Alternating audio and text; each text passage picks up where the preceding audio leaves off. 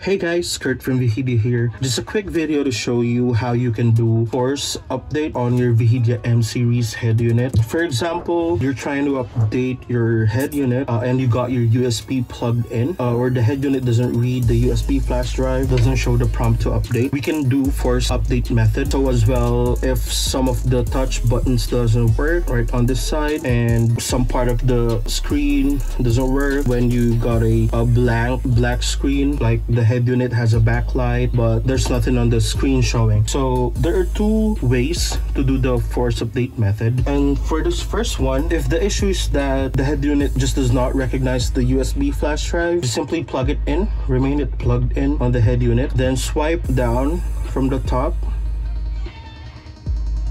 You will see this reboot right here. Tap reboot.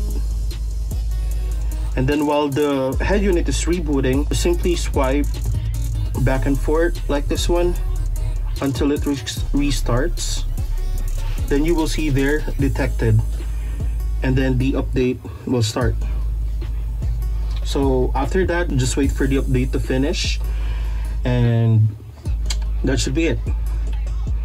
On to the next one. Alright guys, now for the next method, you can use this method if you got just like a black screen on the head unit, or if the touch screen is not working. Just plug in your USB update file on the head unit and you will see an RST hole right here. It's the reset button. So just use a paper clip or a SIM card ejector and then press and hold it for at least 15 seconds.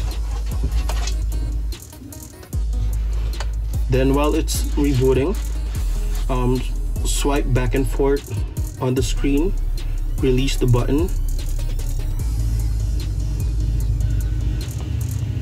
and as you can see, it detected the USB flash drive and is now doing the update.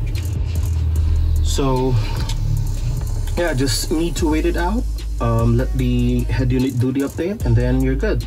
Test if the issues are gone and if it's all working. Cheers.